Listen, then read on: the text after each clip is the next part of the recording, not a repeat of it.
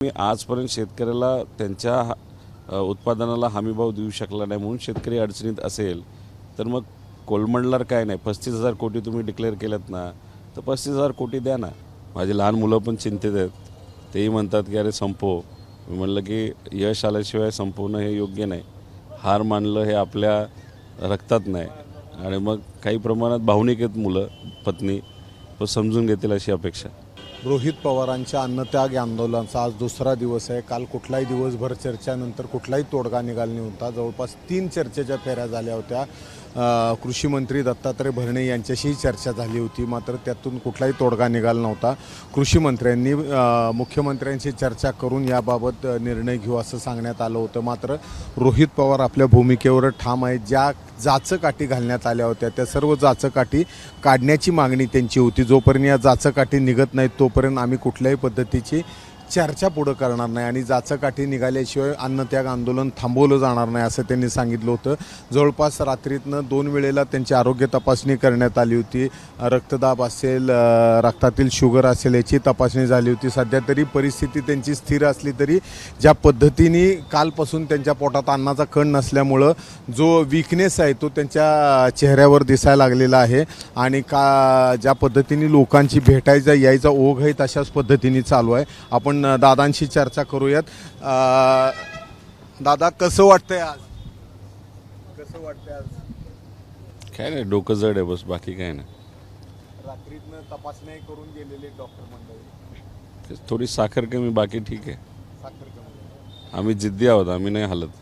आता ज्या पद्धतीने काल कृषी मंत्री बोललेले, बाकी पर्याय काय समोर आलेले, काय पुढे आले का त्यानंतर? नाही, 2दा-3दा बोलणं झालं. आता आज बघू काय म्हणतात.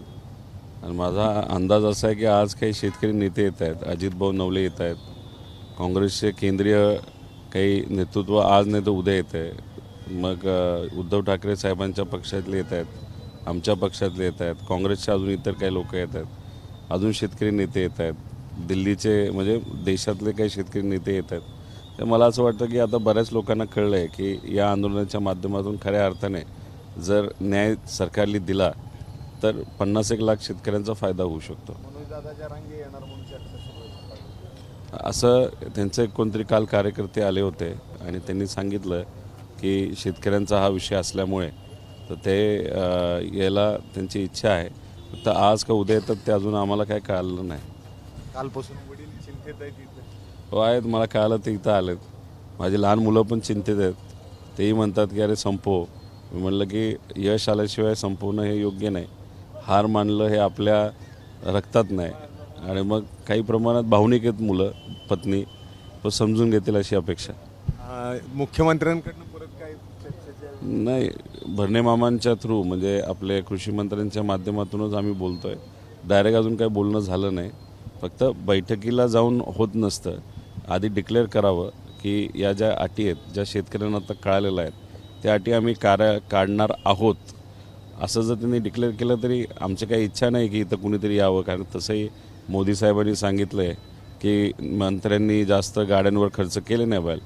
इथं नाही आलं तरी चालेल, पण तिथं राहून तुम्ही डिक्लेअर करा तरी आम्हाला चालू शकतं. पण मुख्यमंत्र्यांनी काल सांगितलेले कुठली जाचक नाही आहे आणि जी आपली मागणी आहे 2019ची ती मागणी दिली तर बँकिंग व्यवस्था कोलमडून पडेल असं नाही. आमचं म्हणणं आहे की तुम्ही जे काही शक्ती मार्ग करताय त्याच्यामध्ये 2 मोठ्या रस्त्याचं कम्पेअर केलं तरी महाराष्ट्रात होणारा जो शक्ती मार्ग आहे त्याचा खर्च अफाट आहे. एवढं करण्याचं कारण काय?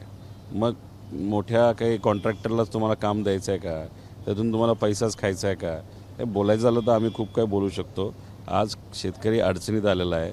तुम्ही 5 वर्ष त्यांच्या उत्पादनाला काही चांगले भाव देऊ शकला नाही. कांदा पण आता कुठंतरी काल आम्ही आंदोलन केल्यानंतर 16 रुपयाच्या पुढं गेला आहे, पण तरीसुद्धा तेवढा रेट पुरेसा नाही, तो वाढला पाहिजे.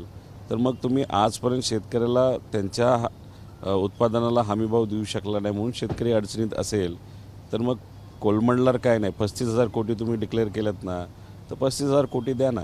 पण 35,000 कोटी जे डिक्लेअर केले त्यातले फक्त 12,000 कोटी कदाचित या निकषांमुळे हे देऊ शकतात. त्यामुळे 48 लाख शेतकरी ज्यांनी 2019ला लाभ घेतला आहे त्या योजनेचा, कर्जमाफीच्या, त्यांना तुम्ही वंचित आज ठेवणार आहात. 50,000पर्यंतच करणार आहात. त्यामुळे त्यांना 50,000 नको 2 लाखापर्यंतची कर्जमाफी होणं महत्त्वाचं आहे. तर हे होते रोहित दादा. त्यांनी सांगितलेले ज्या पद्धतीने मुख्यमंत्र्यांकडनं किंवा शासनाकडनं प्रस्ताव येत आहेत ते प्रस्ताव जोपर्यंत आमच्या मागण्या मान्य होत नाहीत तोपर्यंत या ठिकाणी आम्ही आंदोलन थांबवणार नाही. अन्नत्याग आंदोलन सुरूच राहणार आहे. शक्तिपीठ महामार्ग तुम्ही करताय त्याला पैसे आहेत, मात्र शेतकऱ्यांच्या कर्जमाफीला पैसे नसतील तर हे आम्ही खपवून घेणार नाही आणि जोपर्यंत मागण्या मान्य होत नाहीत तोपर्यंत याच पद्धतीने थांबणार आहेत, याच पद्धतीने आंदोलन सुरू ठेवणार आहेत. कॅमेरामन आयुब कागदीसह सुनील दिवाण, एबीपी माझा. एबीपी माझा, उघडा डोळे बघा नीट.